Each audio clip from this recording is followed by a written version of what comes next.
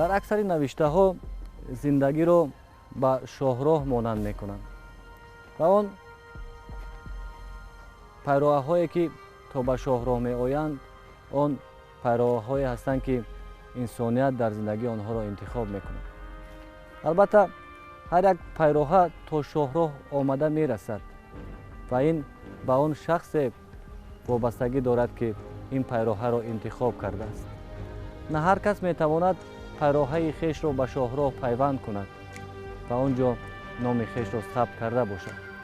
барномаи пайроҳа муаррифгари ҳаёт ва фаъолияти шахсоне ҳаст ки дар шоҳроҳи зиндагӣ номи хешро сабт кардаанд.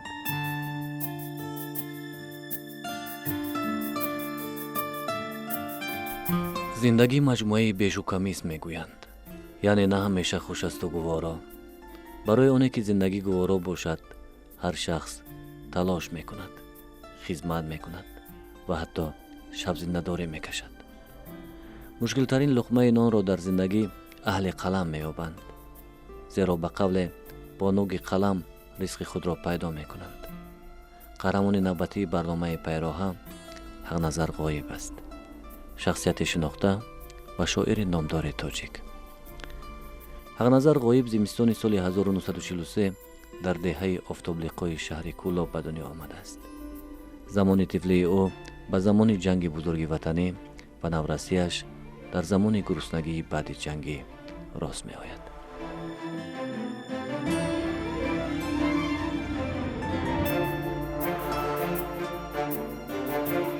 вақте ки ман андакак ба ақл омадам, азоби мардумро медидам, бо чашми худам дидаги ҳамсояҳо ҳатто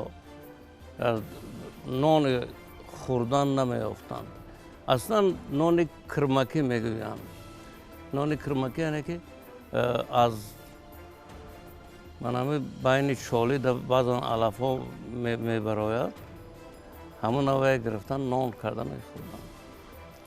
вай мани нона хӯрдам аз хонаи ҳамсояҳо. дар хонаи мо ҳам буд, не ки ба ҳар нав. дар хонаи мо андакак имкониятҳо бештар буд. ва глураб меҷафид. ман ҳамин хел як рӯзгори бисёр вазмин буд.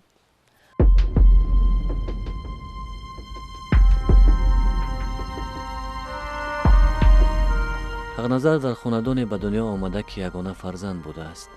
ба ин хотир муҳаббати волидайн болои ӯ бисёр буд.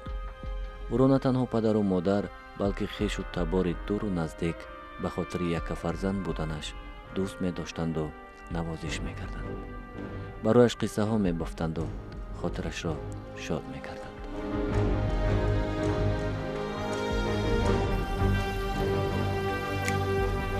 овони кӯдакии шоир ҳақназар ғоиб дар деҳаи офтоблиқои шаҳри Кӯлоб сипарӣ мешавад.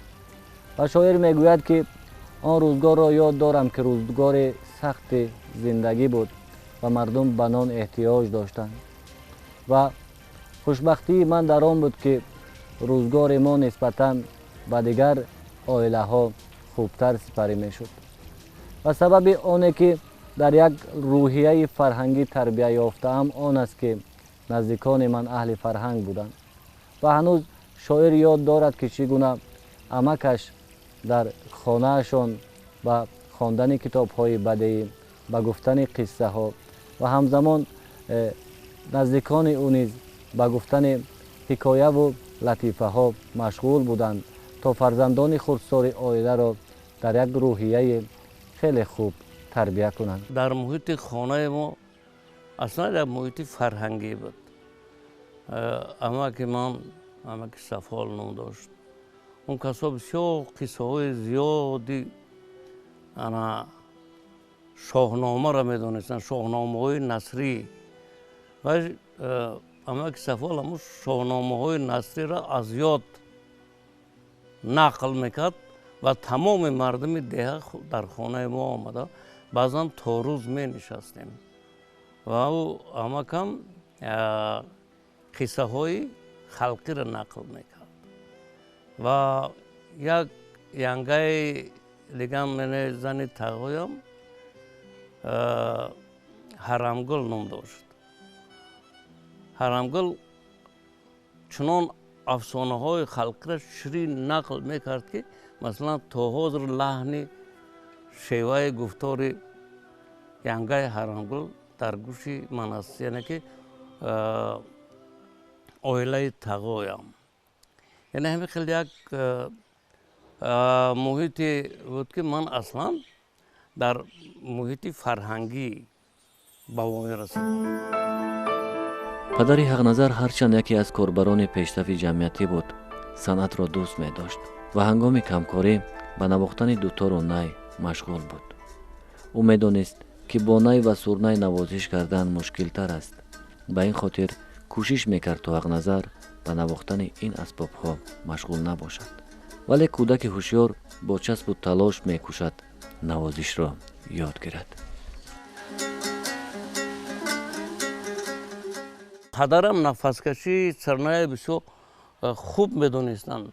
مرا اجازت نمیدادند که نفسگیری را یاد بگیرم، چون که اگر میگفتن که این آدم معیب میکنه ولی تو جوانی آخه تو باید سرنای ننوازی. ما فرزند یگانه که بودم با پدرم یک جای خواب میکردم. تا پدرم نمی اومد خواب نمیکردم. یک شب برای پدرم در خواب کردم، پوف کردم که اسرار پوف کنی را یاد گرفتم. پدر ما بیدار کردم، اتا دست تبته و چی با ما دست ما بتم، ما پوف کنی را خودم یاد گرفتم. گفت من خسته اینقدر خودت ازمگی میکنی اون بمانی من خوب کنم که همین تا امروز در گوش من همه خاطر هست. با همین من مثلا آزادانه با سرنای نفس میگیرم.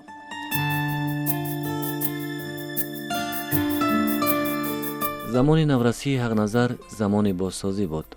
او در مکتب دهه خوب تحصیل میکرد و از بس که نوازنده خوب بود همراه معلمان در توی معرکه ها اشتراک می نمود. آن هنگام از بس که اسباب های الکتریکی برای آواز دسترس نبود، تمام توی های دهات با صدای نی و دوتار و دائره صورت می گرفت. همسایه همون میرزا نظر، محمد نظر اینا نای می نواختند. همسایه من اکی جانان تولک می زد و من در قشلاقمون امیر خان گفتن یک انسان بسیار نیک بود جویش جنت شود. اون کسا بسیار حافظی شعرهای کلاسیکی را بسیار شعرهای کلاسیکی و خلقی و همینا رو بدم را و می نواخت. خلاصه که من در همین محیط علاقه در صنفی 4-5 من هم نای می نواختم هم سرنای می نواختم. یعنی که سرنای من میدونیم چه سرنای بود. از همین غرب سرنای تیار کرده بودم و اون آوازش رنگ سرنای بود. من همین می نواختم و آزادانه نفس می گرفتم. پدر من هم دمره می زدند، هم از سرنای نوازای مشهور همون دوره خود بود. هنوز هنگام نورسی حقنظر با خواندن شعرها ذوق داشت. قصه ها را با خست خویش شعر میکرد و زمزمه مینمود. از همو بچگی قصه و افسانه های خلقی را به طرز خودم در طور یک آلو برآمده چنان میخواندم که هیچ خستگی رو نمیدانستم. بعد معلم عبدالمحمد همسایه من می آمد فریاد میکرد که حقنظر جان یک بفرو. میفرمادم، بعد یک قنفید میدادن. امروز بس دم بگی پگه مثلا بعد بو شعر بافیتا دوام میتی. از وقت که گرگولی خانه هم که این ده می آمدن گرگولی میخوندن، بعضا با همون آهنگ گرگولی من شعر میگفتم. یعنی که همون زمینه در وجود من بود، ولی در پیش شهرت شاعری میدونی من هیچ وقت خدمت، حتی تا امروز من خدمت همچون شاعر معرفی نمیکنم در ایوان جا. و من همیشه در دیم کرسی در همین گازeti معارف مدنیت که محریرش برونیسو بردی بودند شیرالی مستون اولین شعر من دل آسپاسی تو من آسپاسی دل همین را چوب کرد بگذاشت بس بهار از عمر روی بس خاک حاصل اما عجب است اینکه تا حال دل آسپاسی تو من آسپاسی دل همین را چوب کردن بعد مکتوب نوشتن که شعر نویسی را دوام ته تو باید قابلیتی شعرگویی داری. پدری حقنظر مردی دوراندیش بود. با این خاطر میخواست پسر یگانه‌اش در زندگی عذاب نکشد. با این خاطر همیشه کوشش میکرد تا حقنظر از همسالانش قفان نماند. حقنظر غایب میگوید هم در آموزشگاه پداگوگی و هم دانشکده دولتی آموزگاری کولاب محض با کمک و تلاش پدر داخل شده است.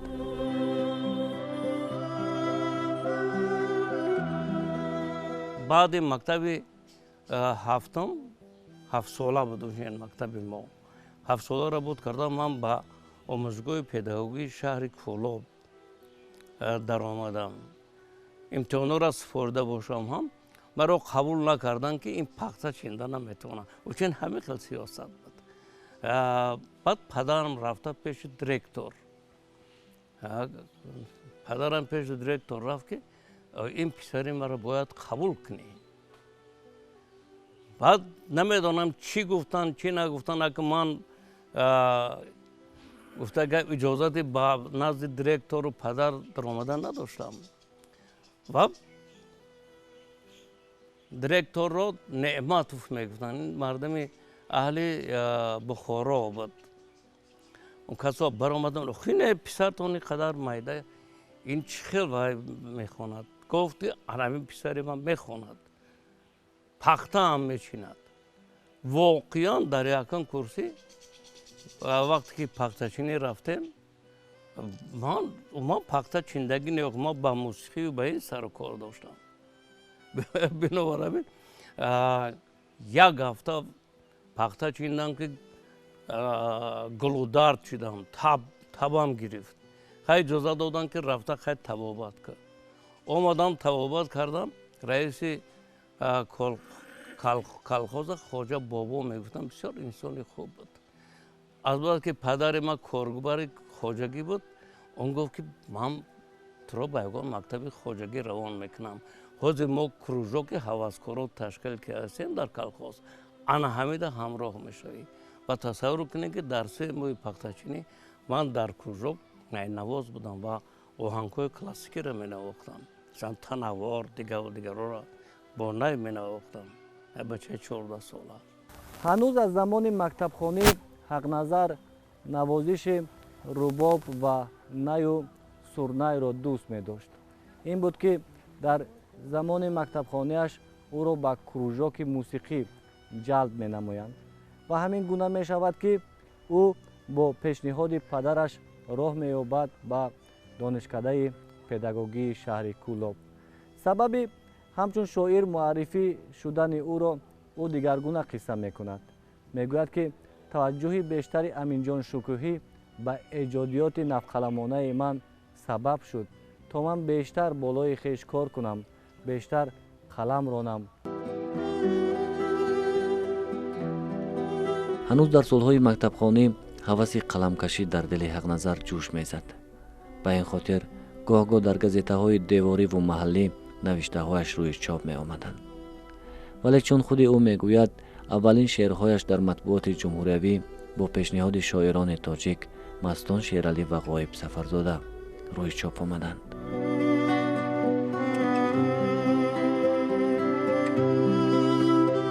آموزگار خیلی باباهای اساساً اعلا ختم کردم حالا در آموزگاه اندک با شعرم مشق میکردم نه که معلمان ساعت چالش نامدار انسان بسیار خوب بودند اون کسا مخلصی استاد ترسونزاده بودند و اونا تصور نمیکردند که در برابر ترسونزاده دیگر شاعر پیدا شود باید چی کنند بنابراین چندان اعتبارم نمیدادن. خیلی معلمی دوست داشتم و بسیار خفه میشدم که این استاد ولی من یک روز نشان میدم که من کیم. خیالات خنده‌آور بچگی البته.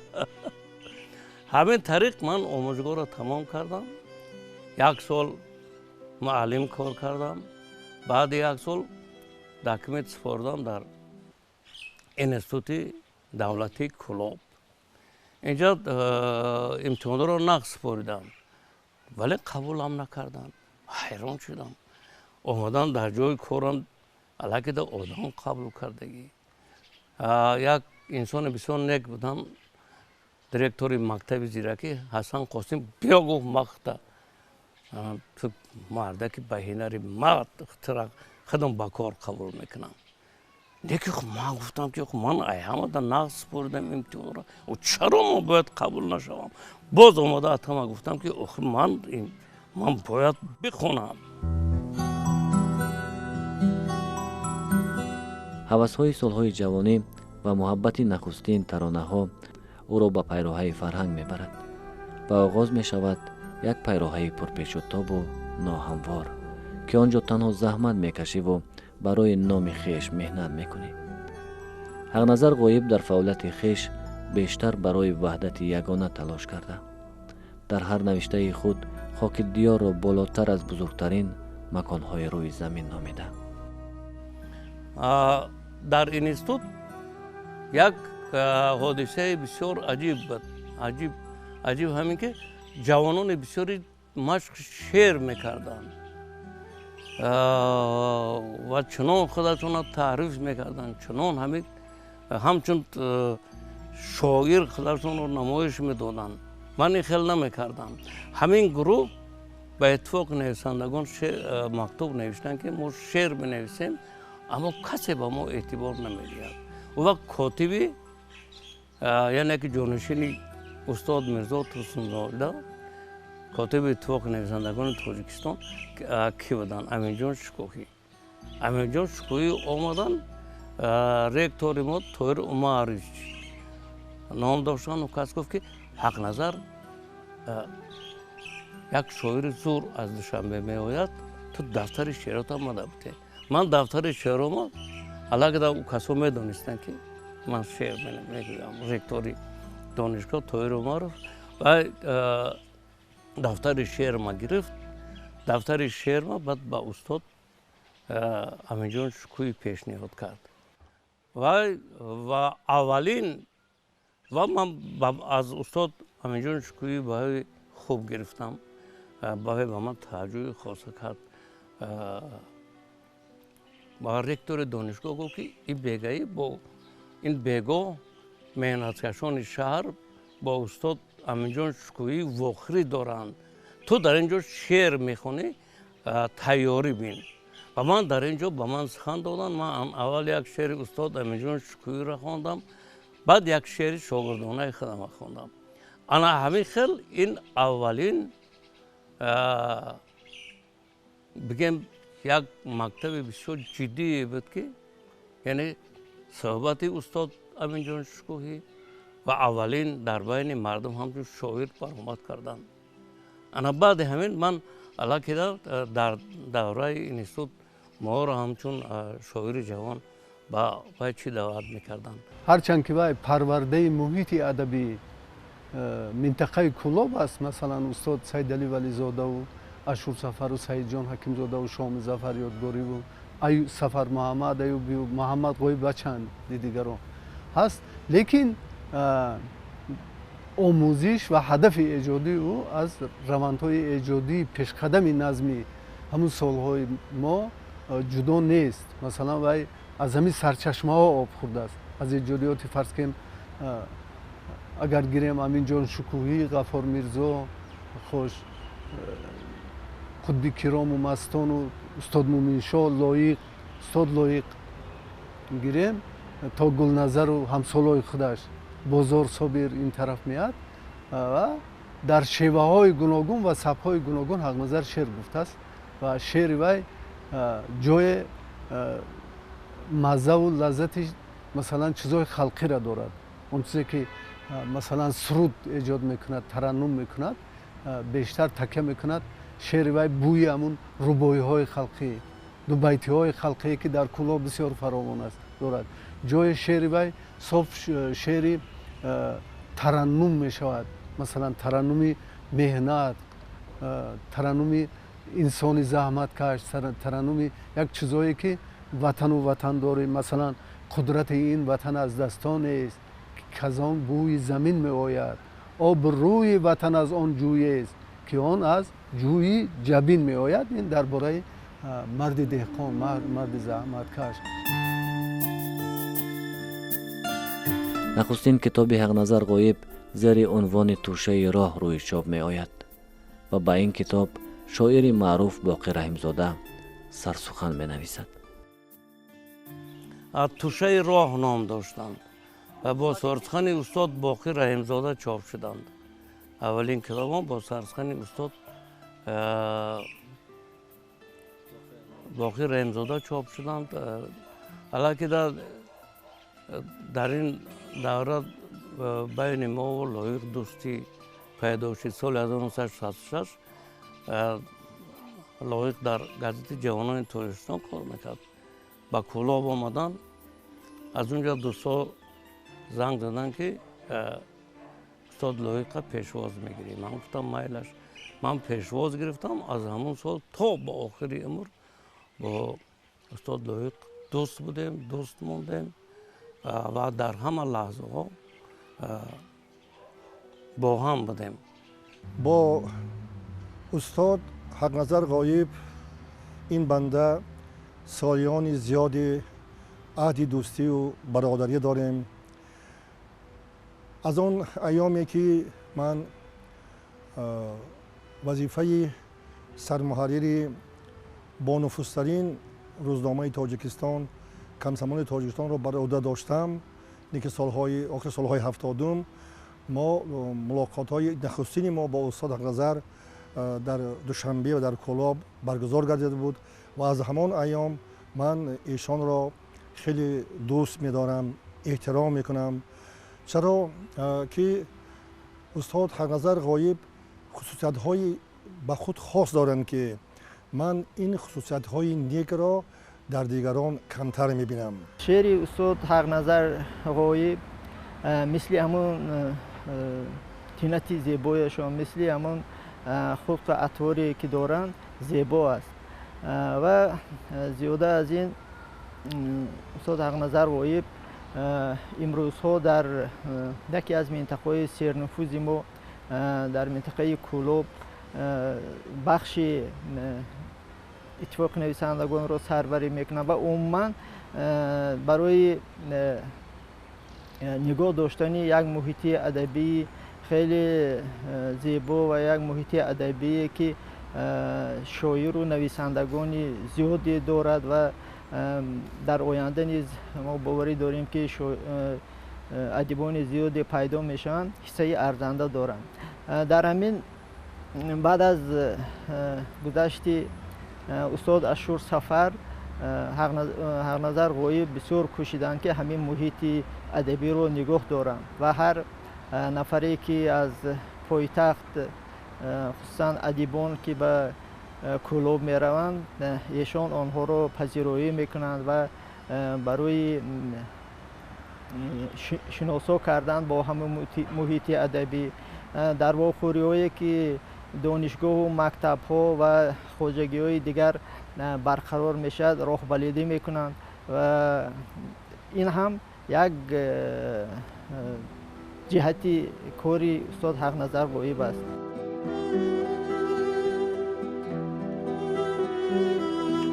فعالیت بیشتری حقنظر غایب در ولایت ختلان سپری شده باشد هم همیشه او را همچون شاعر تازه‌گو و سرمحصول در اتفاق نویسندگان تاجیکستان می‌دانند. در زندگی بارها امکانیت یافته تا به پایتخت کشور بهر زندگی بیاید، ولی محبت پدر و مادر و تنهایی‌شان او را نگذاشته است تا به شهر آید.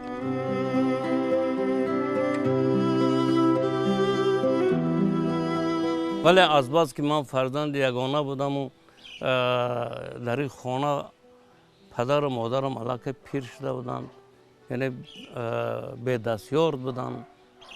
من یک علاج کرده باز به همون جای کاری اولم که کمیته تلویزیون و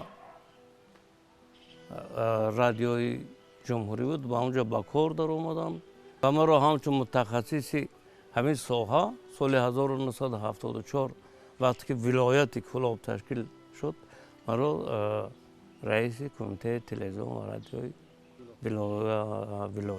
ولایت کلاب تعیین کردن. 7 سال اونجا کار کردم. بعد او به روزنامه گذاشتم. قبل از همه وقتی که ما حق نظر غایب میگوییم در نظر ما ختلام میآید، ختلام بوستانی و در نظر ما فرهنگ این سرزمین عزیز ما پیش نظر ما میباید. استاد حق نظر غایب این مشعلدار فرهنگ و ادبیات تاجیک در ختلام پیش از همه است و البته برای تاجیکستان خدمت‌هاشون خیلی هم بزرگ هستند. اما ختلان این دیار شاعرخیز، ادبیات خیز، در اینجا مردان بزرگ به دنیا آمدند که ما با نام‌های اونا امروز فخر میکنیم و اگر به این سلسله مراتب میگریم مرتبه حق نظر غایب در یکی از درجه های در زینه های اول خواهد بود، چون استاد حق نظر غایب مالک الشعرای گویم که قریب که 60 سال یا 70 سال ادبیات ما در ختلان هستند.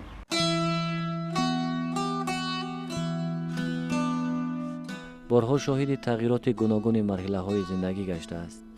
بهر به هم آوردن گروه های مخالف سالهای 90 کمر بسته همراه دیگر شاعران به صحبت هموطنان رفته است و بزرگترین حالت تاریخی برگزاری اجلاسیه 16 را می‌داند.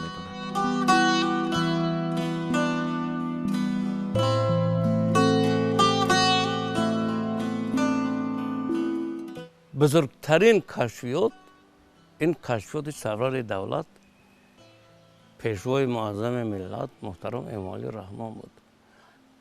در اون روزگار تصور کرده نمیشد که ما به روز خوش میرسیم، ولی سرور دولت با دلپری گفتن که من با شما صلح میآورم. این آدمی خداداد میبینید این چیکوتنی گپه.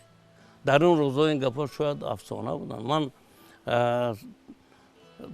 2 بار با واسطه تلویزیون خوجند صحبت کردم. بسیار محیط های بود که آخه کسی باور نداشت که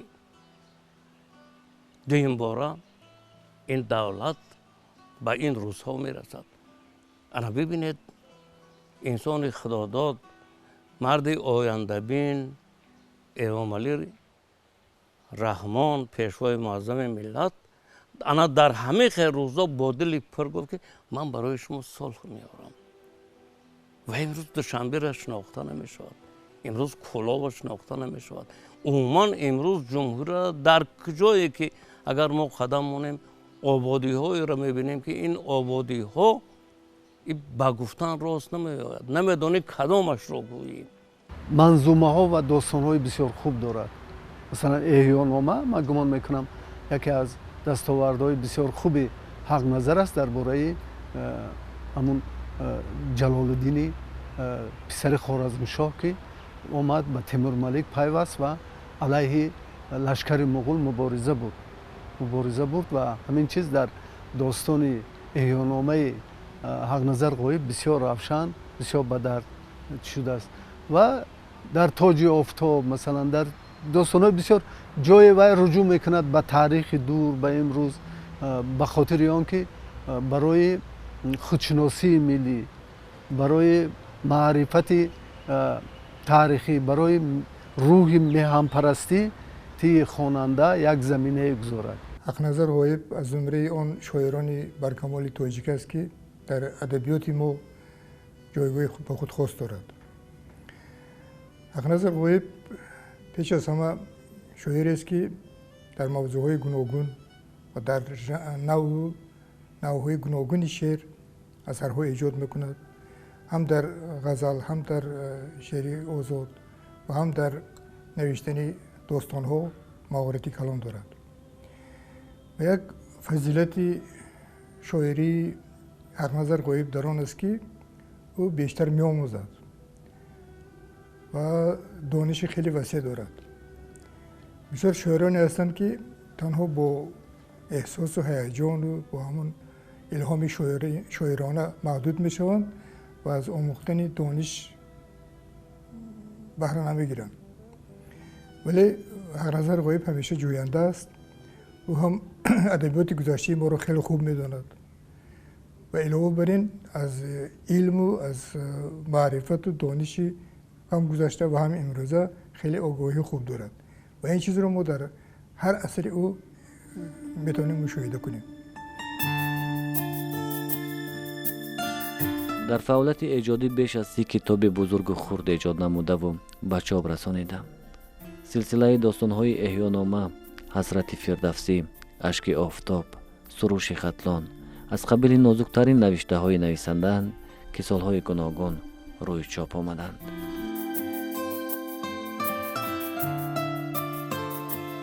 حقنظر غایب برای ما پیش از همه این شاعر حماسه سرا است. حماسه سرا است به مثل یعنی که دوام دهنده کار ادبیات کلاسیکی ما، اونایی که مثنوی های زیاد نوشتن و البته وقتی که ما حماسه میگوییم پیش از همه شاهنامه رو در نظر داریم و یک نوع دوام دهنده همیش گوییم که عنعنه مثنوی نویسی هستند استاد و البته حماسه های استاد اینها روح امروزه دارند، روح وطن دوستی دارند، روح دعوت کردن به وحدت دارند، دعوت کردن به یگانگی و احیای ملی تاجیکان. در سرودهایش که صاف چی است؟ مثلا اشکی که ریخت در بغل از چشم آبیش، از چشمه های خشک بیابان چیکار بیش، از یک بهار اون گذر کنی با دیگر بهار، اما گلی که گم کرده ای از کجا بیابیش. بعد یک چیزی دیگر داره، آدم که رفت می رود دیگر نیابیش. یک شعراش بسیار روان است، مثل تاب روان که دارد شعر روان میبراید آخه.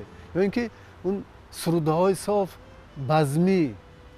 بزمی که از جانب سراینده های بسیار خوبی ما، مثلا آزاده ما یک کفش زر بپا کن وقتی رفتن است، عروس هم میبرن کو تاج زر به سر کن وقتی رفتن است میخواند. یک منظره های بسیار عجایبی همون توی سور و بزم ها، جشن های عروسی و همینا پیش نظر میآید. یا که تگی تاک و تگی توت هم خیلی یک سلسله سروده های وی دارد، خلقی بسیار زیبا هستند، بسیار دلرس هستند. البته هم در سین سال هم در ایجادیات به جای رسیده است حقنظر و ایجادیاتش بسیار سرپهلو است، گوناگون پهلو است، اون تحقیق میخواهد. کتاب بزرگ دیگر که پهلوی ایجاد تازه شاعر را معرفی نمود، این در تجلی آفتاب علامه اقبال نام داشت که در آن شاعر به اندیشه های فلسفی، اجتماعی و عرفانی تکیه می کند و نظر خویش را بابت بودن انشا می کند. استاد حقنظر امروز برابر زمان قدم میزند، دستاوردهای ما را در همه جبهه های زندگی در لباس نظم به خواننده پیشکش می نماید و من باور دارم که نه تنها در کولاب و در دوشنبه در سوخت و بیرون از آن هم استاد حقنظر با اشعار ناب خود، با اشعار روان خود، با اشعار نشانرس خود به دل و دیده مردم جای شده است و ما این را احساس میکنیم. البته با گذشت ایام، با گذشت سین سال بعضی ها از نوشتن، از ایجاد کردن میمانند، کمتر مینویسند، لیکن من این را در ایجادیات استاد حقنظر نمیبینم. استاد روز تا روز در این ایامی که امروز باید دولت پیری رانند با اشعار ناب خود دل خواننده را تسخیر میکند، ما را مجبور میکند که با ایجادیات ایشان از نزدیک آشنا شویم و در این مدت در نتیجه آموزش، در همنشینی، در نتیجه هدف ایجادی بسیار دستاوردهای خوب دارد در نظر. از همه چیز عجیبش این است که وای در برابر شاعر خوب بودن بسیار مربی خوب هم است. بسیار همون شاعرایی که امروز سینشان مثال به 60 رفتن یا اینکه از 60 گذشتن، از منطقه کلاب من در نظر دارم، همه همونا هم از خانه گلنظر که حق نظر، هم از خانه حق نظر، هم از خانه سخن حق نظر چاشنی گرفتن، بهره برداشتن. این فراوانن، اینا نامشون نمیگیرم، خداشون میدونن. اونا که در روزهای مشکل ترین، در سالهای 70 80 که من با اونجا رفت آمد داشتم، بسیار اونا رو در همون کلبه پدری حق نظر میدیدم. با شکر استقلالیت، این استقلالیت یک تحفه تاریخ بود که به این ملت داده شد. ولی اون سانی که میدونیم یک استقلالیت طلایی که گفته گفت که تحفه بزرگترین تاریخ بود، این ملت ما نشناخت. برای چی نشناخت؟ برای آن نشناخت که به دوران آسایشته شوروی علاقه عادت کرده بودند و اینجا در سیاست های گوناگون وارد شد. سیاست های گوناگون عاقبت این ملت به جنگ کشید. مردم ما به محیط صرفه هم نرفت. با گمان کردن که باز دولت شوروی می شود، باز دولت شوروی می شود، یعنی باز در دولت شوروی زندگی میکنن. علاقه در پسیکولوژی مردم دولت شوروی جا گرفته بود. انا ببینید همین خیلی نافهمی ها، همین خیلی وضعیت ها عاقبت ملت ما را به جنگ دهشتناک کشید. که ملت ما باز ملت خوشبخت بود. شکرانه از آن میکند که این پیروها را انتخاب کرده و قسمت او را همنشین با اهل سخن و اهل هنر نموده است.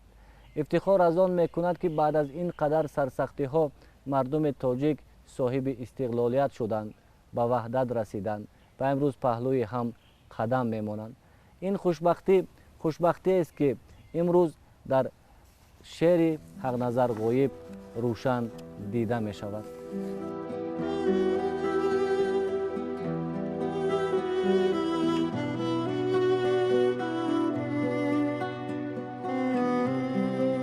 شاعر میگوید که آرزوی انسان هیچ وقت پایان نمییابد.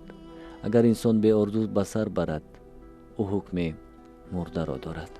امروز حق نظر غایب در حلقه فرزندان و نبیرگانش با شکرگزاری از قسمت به سر میبرد. از هر روز حیات منشأ میگیرد و هر روز چکیده با مهرنامه دیار روی اوراق سفید میکشد.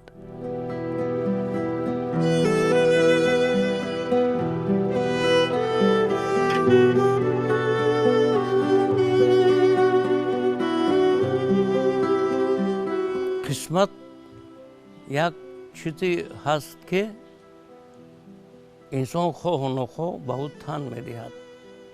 برای همین من از قسمت خودم راضی هستم که برای شعر رفتم، برای شاعری رفتم، برای رفتم که دل انسان، بزرگی دل انسان باید احساس کرده شود.